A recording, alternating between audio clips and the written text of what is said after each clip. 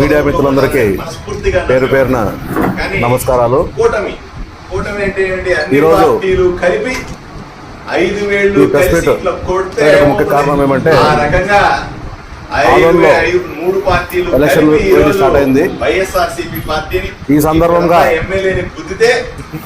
Opposition party వాళ్ళు ఎవరు చేయాలా ఎవరు చేయడం చెప్పి దాదాపుగా ఒక 4 రోజులు వెళ్ళారు. లాస్ట్ ఒక కూటమితో అంటే బీజేపీ అయితేనేమి, తర్వాత జనసేన అయితేనేమి, టీడీపీ అయితేనేమి వాళ్ళ యొక్క కూటమి అభ్యర్థిగా మరి బీజేపీ అభ్యర్థి పార్థసారథిని పంపడం జరిగింది. ఓకే, దానికి కూడా మేము మంచి పరిమాణం అని మేము కూడా అనుకుంటున్నాం. రావడమే అతని ఆదోళనలో కాలు పెడుతూ ఆదోళన నియోజకవర్గ పరిస్థితి ఏమి తెలుకోకుండా మాట్లాడము, గత 40-50 ఏళ్ల రాజకీయ చరిత్రలో ఎప్పుడు లేనటువంటి భాష ఈరోజు నిన్న రావడము, మాట్లాడము ఒకసారి గమనించాలి పార్థసారథి కూడా. ఎందుకంటే నువ్వు కొత్త, ఆదోని నియోజకవర్గానికి మీరు కొత్త. ఫస్ట్ మీరు అవగాహన చేసుకోండి. గతంలో ఆదోని నియోజకవర్గం ఎలా ఉండేది, ఎన్నోసార్లు రాజకీయంగా ఆదోని ఎంతో అభివృద్ధి చెందింది. మరి దాన్ని దృష్టిలో పెట్టుకొని మీరు రాజకీయంగా ఏమన్నా మాట్లాడాలి తప్పితే వ్యక్తిగత విమర్శలకు పోతున్నారు. అప్పుడే మరి ఇది వైఎస్ఆర్ పార్టీ అయితేనేమి మేము కూడా సహించం. ఎందుకంటే రాజకీయంగా మీరు వచ్చారు కాబట్టి రాజకీయంగా మాట్లాడుతూ రాజకీయంగా ప్రజల్లోకి పోతూ ప్రజలకి మీరు ఏం చేస్తున్నారో మీకు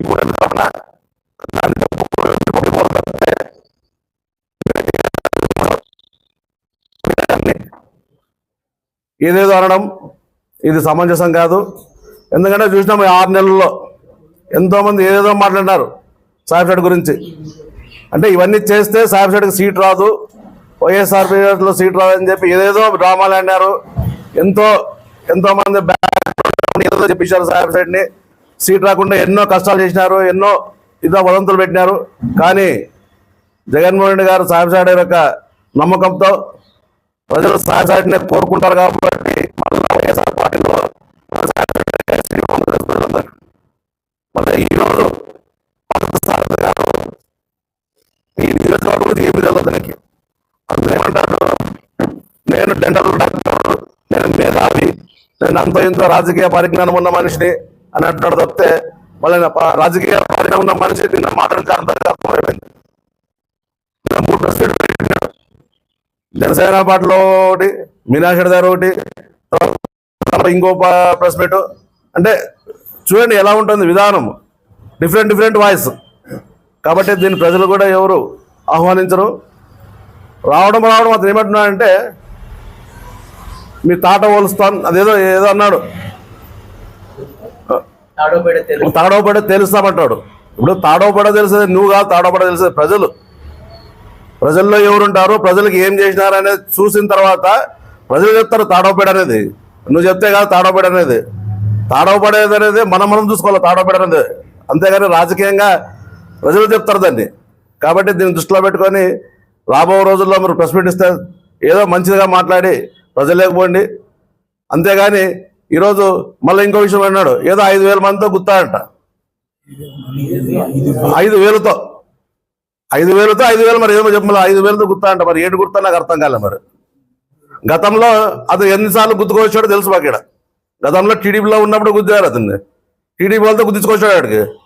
తర్వాత ఎక్కడ అవన్నీ తెలుసు మాకు అన్నీ. ఎందుకంటే చరిత్ర చెప్పకూడదు, మనం అంటే విమర్శించకూడదు. కానీ దాన్ని దృష్టిలో పెట్టుకొని మీరు కూడా ముందు పోవాలని చెప్పి నేను చెప్తున్నాను.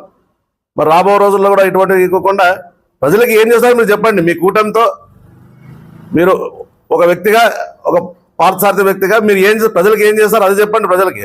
అది చెప్పుకోకుండా ఏదో కబ్జాలు అంటాడు, అది అంటాడు, ఇది అంటాడు.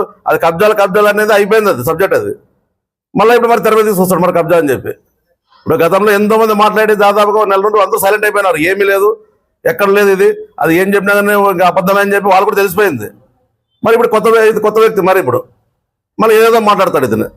కాబట్టి దీన్ని దృష్టిలో పెట్టుకొని మరి ముందు కూడా మంచి మాటలు మాట్లాడాలని చెప్పి మా వైఎస్ఆర్ పార్టీ తరపుతనేమి మీడియా మిత్రులకు అలాగే వైఎస్ఆర్ కాంగ్రెస్ పార్టీ నాయకులకు అందరికీ వందనాలు, శుభాభివందనాలు.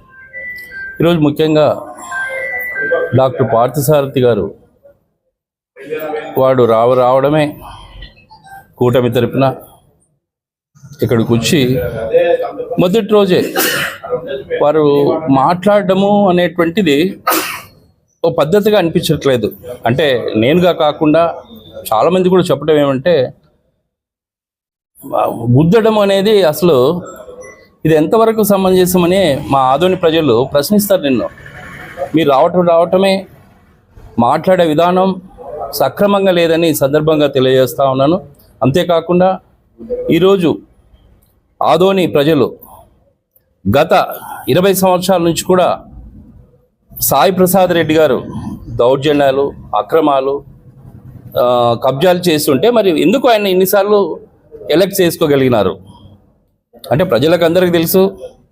సాయి ప్రసాద్ రెడ్డి గారు ఏదైనా చెప్తే అది ఖచ్చితంగా తూచా తప్పకుండా చేసేటట్టు వ్యక్తి. అందుకనే ప్రజలు 3 సార్లు గెలిపించారు. ఇప్పుడు మళ్ళీ 4వసారి మరి ఇప్పుడు పోటీ చేస్తూ ఉన్నారంటే, ఒకసారి ఓడిపోయారు, అది బార్డర్లో, ఇప్పుడు మరీ నిలబడ్డారు.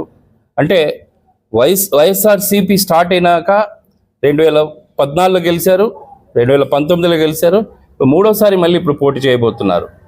అంటే మీరు 2019లో బీజేపీ ఎంపీగా ఇక్కడికి వచ్చారు, మీకు అన్ని గ్రామాలు తెలుసు, నాయకులు తెలుసు, తెలియదని మేము ఎవరు చెప్పట్లా. మీరు క్లినిక్ ఉంది, అన్నీ ఉన్నా కూడా ప్రజల మనోభావాలు కూడా మీరు తెలుసుకోవాలని ఈ సందర్భంగా తెలియజేస్తూ ఉన్నాం. అంటే ఇక్కడ ఆదోని ప్రజలు వీళ్ళందరూ కూడా ఇక్కడ ఉండేటువంటి బిజినెస్ పీపుల్, వాళ్ళు ఎవరు కూడా 5 ఏళ్లతో గుద్దుతాం, అది చేస్తాం, ఇది చేస్తామంటే యాక్సెప్టెన్స్ ఉండదు మేము ఇక్కడ పార్తా గారు. సో మీరు ఏదైనా మాట్లాడాలనుకున్నప్పుడు మనము సభ్య సమాజంలో ప్రతి ఒక్కరిని కూడా మనం గౌరవిస్తూ మన ఓట్లు అడగాలి తప్ప 5 ఏళ్లతో గుద్దుతా అంటే సమస్యం కాదు. జనం కూడా రేపొద్దున మన ఓట్ల రూపంలో నిన్ను గుద్ది చూపిస్తాటువంటి ఖచ్చితంగా ఈరోజు ఖచ్చితంగా మేము మళ్ళీ చెప్తా ఉన్నాం. రేపు రాబోయే రోజుల్లో ఖచ్చితంగా 50,000తో మేము గెలవబోతున్నాం.